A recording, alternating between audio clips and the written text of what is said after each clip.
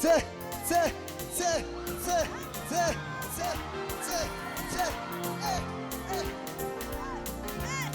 aye wabugiriza imana yawe Karuzi kandi natwe twabyina abakristo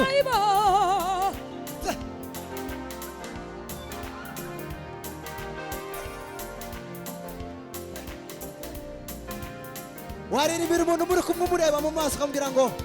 ntacyo uzaba ndi kumwe nawe urarinzwe ntacyo uzaba ndi kumwe nawe twenyine urarinzwe ntacyo uzaba ntacyo uzaba ntacyo uzaba umva igihe kimwe nari mu bihe bikomeye nareba imbere nareba inyuma nkabona nta nzira we numva ijwi ry'ihumure rimpamagara komera shikama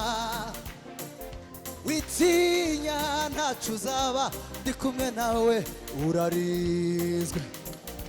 mu bihe bikomeye ndi mu ruhande rwawe ntacyo uzaba ndi kumwe nawe urarinzwe uba ufite ubwoba bw'iki witinya mwana wanjye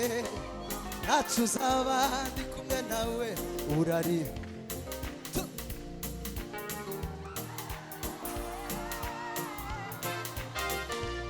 igihe kimwe nari mu bihe bikomeye nareba imbere nareba inyuma nkabona nta nzira we numva ijwi ry'ihumure rimpamagara komera shikama witinya ntacyo uzaba ndi kumwe nawe urarinzwe mu bihe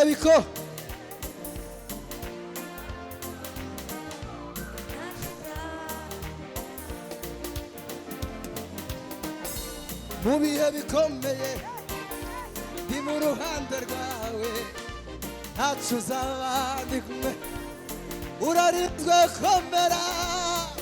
ushikame witinya mwana wanjye ntacyo uzaba ndi kumwe nawe urarinzwe mu bihe bikomeye ndi mu ruhande rwawe ntacyo uzaba ndi kumwe nawe urarinzwe ndi mu ruhande rwawe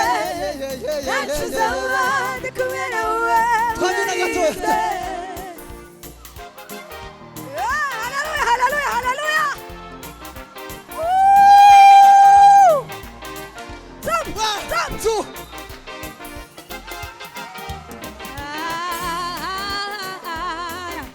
One more time. Let's go. Mubihe bikomeye ndi mu ruhande rwawe ntacyo uzaba ndi kumwe nawe umva ibyo dukenera byose biri muri Yesu dushaka ubwami bwayo no gukiranuka gusa yarivugiye ati ngiye kubihindura bisha kandi mwizera ayo magambo ko ari ay'ukuri we ibyo dukenera byose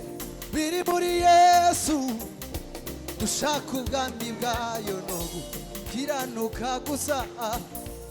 yarivugiye ati ngiye kubihindura bisha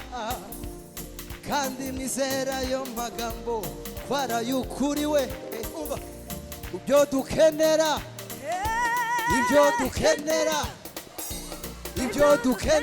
byose biri muri ibyo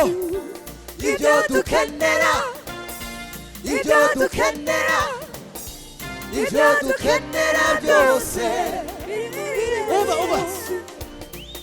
dushaka ubwami dushaka ubwami